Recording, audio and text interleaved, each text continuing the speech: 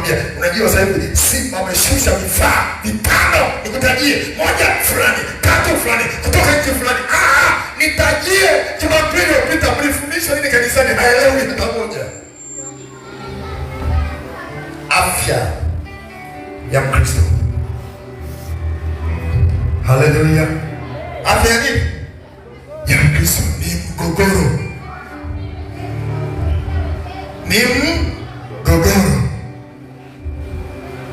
Na nakwambia juzi kama sijui kama alikuwa ni kuigiza, sielewi. Lakini jamaa alikuwa amekaa. Kama naomba hiyo nini hapo, simama mkao. Hii naomba hii. Yaani jamaa ameenda kwenye uwanja wa mpira. Yaani amepiga msuli wake. Ameupiga msuli. Kakaa kwenye zile safu zile, kapiga msuli wake. Anashangilia dabi. Sasa kumbe anafanya hivi, kumbe umelegea. Bana ghafla watu wajui wanamuona, sini wanamuona. Yaani sasa afanyeje? Anaokota sasa. Lakini tayari umeshamwaga razi.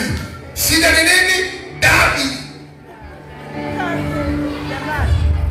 Ni nani ambaye yuko hai ndani ya kanisa? Ni nani ambaye ana uhai kwenye sifa? Ni nani ambaye ana uhai kwenye ibada? Afike mahali awe tayari. Leo nikasema Jumatano, unashangaa Kristo mvua inanyesha haji kanisani kwa sababu ya mvua. Ni uhai.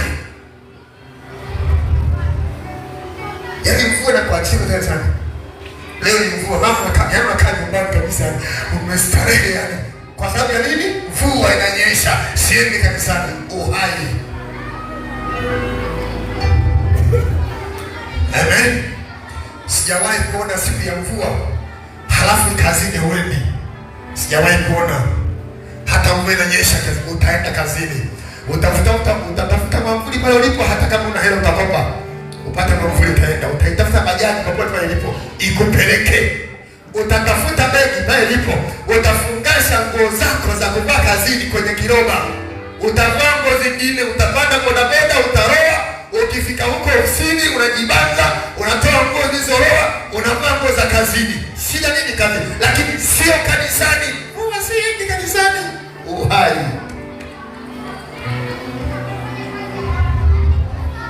Sema amen. Sema amina. Nini nasema?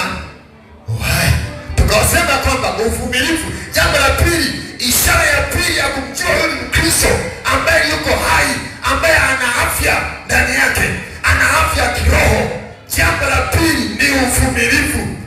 Mkristo mwenye afya hayumbishwi, ana misuli ya uvumilivu.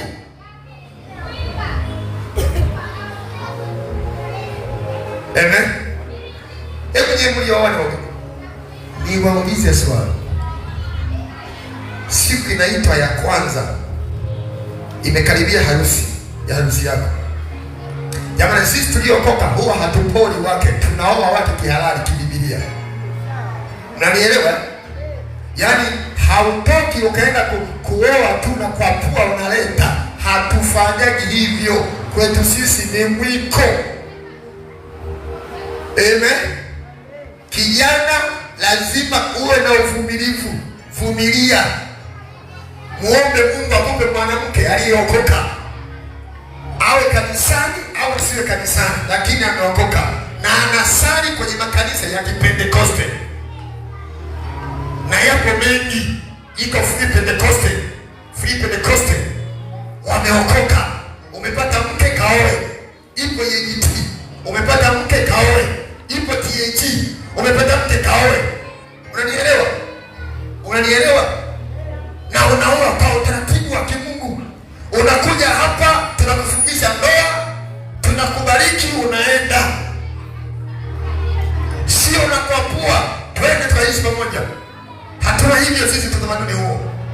Hatuna hivyo. Tunaita watu shetani na mamoja kabisa. Wala hatuanzi uchumba tukajiona kwanza ndio uchumba unaendelea. Huo ni ushetani. Na watu lazima tuwe mtakatifu, kwa sababu sisi ni mtakatifu na Mungu wetu ni mtakatifu. Na nielewa pendo. Kwa hiyo uvumilivu. Wakati mwingine mpendwa, unasikia mwili unawaka, vumilia.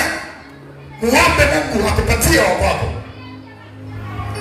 Sasa ishara ya pili ya mtu mwenye afya, Mkristo mwenye afya, tutamuona uvumilivu ndani yake.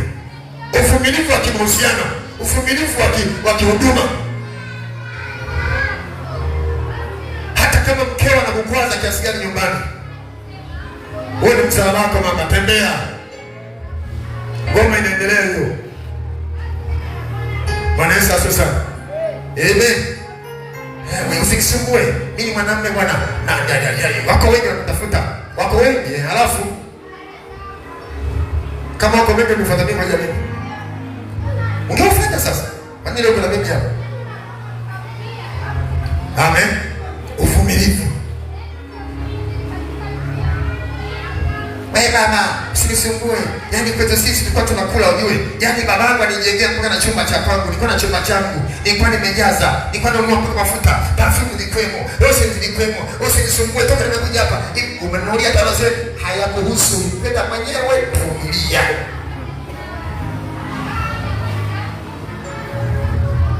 Sema amina. Jamani, sema amina. Jamani, sema amina. Na wewe mwenye kidogodogo, nakwambia jamani sala. Yaani toko mwalewa sala. Mbona kama unapauka tu kila siku, kwani vipi? Yaani wenzangu doa.